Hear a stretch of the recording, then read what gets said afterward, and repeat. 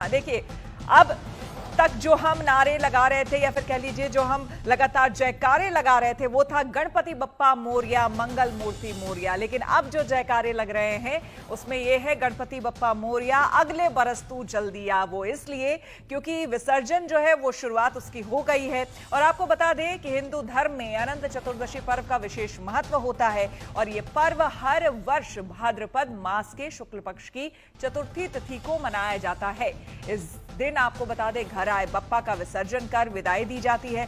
लेकिन आपको बता दें अब जो तिथियां हैं अलग अलग हिसाब से, परंपराओं के हिसाब से लोग कर रहे हैं। 1.5 दिन में भी विसर्जन लोग कर रहे हैं, 3 दिन की भी प्रथा है, 5 दिन 7 दिन इस तरह से विसर्जन किया जा रहा है। लेकिन इस तिथि को लेकर असमंजस बना हुआ है कि आखिर अनंत चतुर्दशी यानी कि गणेश विसर्जन का शुभ संयोग 6 सितंबर का हो या फिर 7 सितंबर का हो। इस दिन घर आए बप्पा का लोग श्रद्धा के साथ और विधि विधान से विसर्जन करते हैं। इस दिन शुभ मुहूर्त में गणपति विदा लेंगे। आज अपने शो में तिथि पर हुए कंफ्यूजन पर तो हम बात करेंगे ही, साथ ही जानेंगे कि अनंत चतुर्दशी का महत्व क्या है, गणेश विसर्जन की पूजा का विधान और विसर्जन का मुहूर्त, सब कुछ जानेंगे। गणपति बप्पा मोरया, ऊर्जा वंशी तो देश भर में गणेशोत्सव की धूम है, हर तरफ बप्पा की पूजा अर्चना हो रही है। लेकिन अब गणपति को विदाई देने का भी समय नजदीक है। अनंत चतुर्दशी के दिन गणेश उत्सव का समापन होता है। लेकिन ये अनंत चतुर्दशी कब है, इसी तारीख को लेकर भक्तों के बीच चर्चा भी चल रही है। वो असमंजस में है कि बप्पा को कब विदा करना है।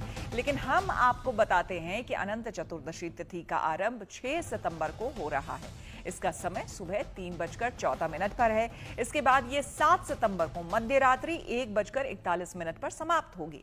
लेकिन शास्त्रों के मुताबिक उदया तिथि के हिसाब से 6 सितंबर को ही अनंत चतुर्दशी का पर्व मनाया जाएगा। गणेश चतुर्दशी से शुरू हुआ गणेशोत्सव का ये पर्व अनंत चतुर्दशी तक चलता है और इस दिन बप्पा को विदा किया जाता है और उनका पवित्र नदी में विसर्जन किया जाता है। इस दौरान भक्त बप्पा की आरती और उनका विधिवत विसर्जन कर प्रार्थना करते हैं कि अगले बरस गणपति जी दोबारा शीघ्र आएं और घर परिवार को सुख समृद्धि प्रदान करें। मान्यता है कि इस दिन व्रत रखने और कथा पाठ करने से कई गुना ज्यादा पुण्य आपको मिलता है। पुराणों के मुताबिक वनवास के दौरान पांडवों ने भी अनंत चतुर्दशी या फिर अनंत चौदस का व्रत रखा था। माना जाता है कि इसी व्रत के बाद पांडवों के कष्ट खत्म हुए थे।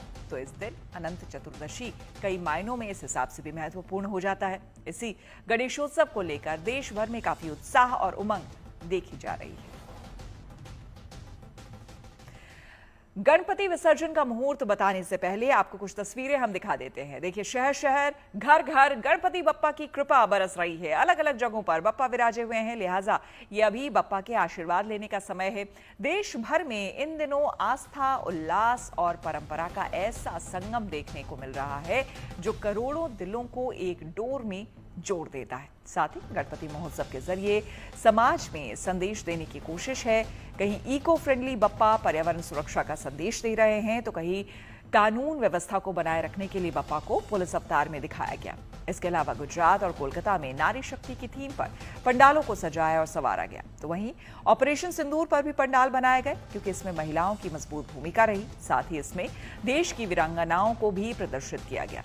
गणपति का ये स्वरूप श्रद्धालुओं को काफी आकर्षित कर रहा है। गणपति उत्सव में अभी कुछ दिन और शेष हैं, यानी कि बप्पा की कृपा पाने का अभी मौका है आपके पास। और जो लोग दर्शन पूजन के लिए मंदिर या फिर पंडाल तक नहीं जा पा रहे हैं वो घर बैठे बप्पा के दर्शन हमारे माध्यम से यानी कि GNT के माध्यम से लगातार कर सकते हैं। तो देश के कई हिस्सों में अब बप्पा को विदाई देने की भी तैयारी शुरू हो गई है। लेकिन आप अनंत चतुर्दशी पर कब गणपति को विदाई दें, इसका मुहूर्त आपको बताते हैं।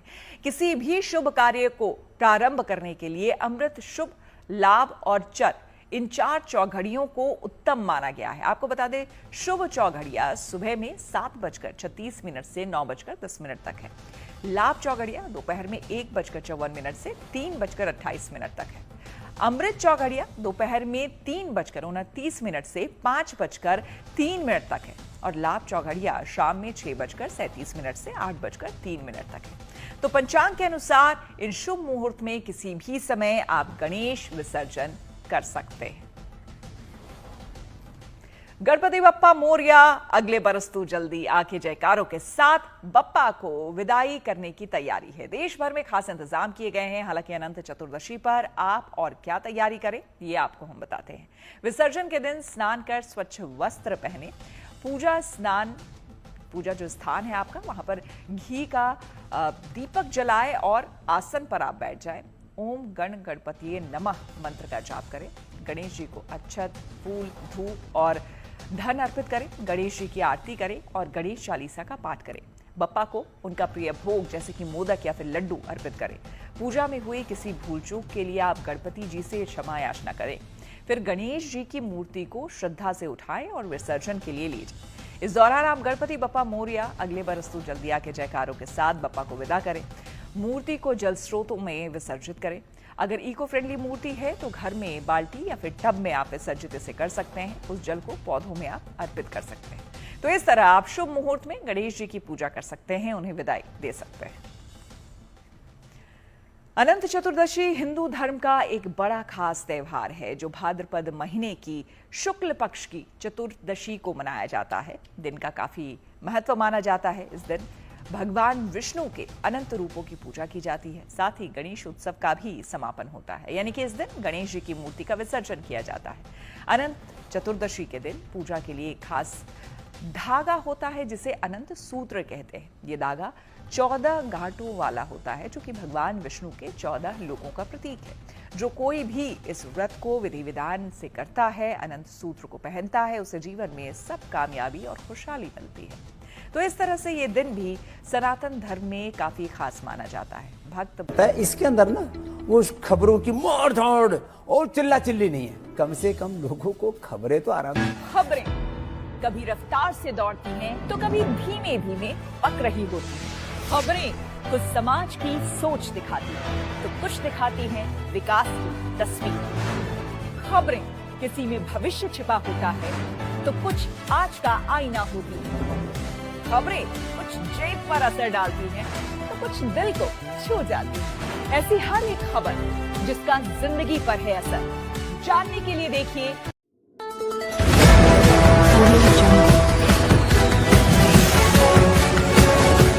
MP लाइव टीवी, आपको रखे अपडेट।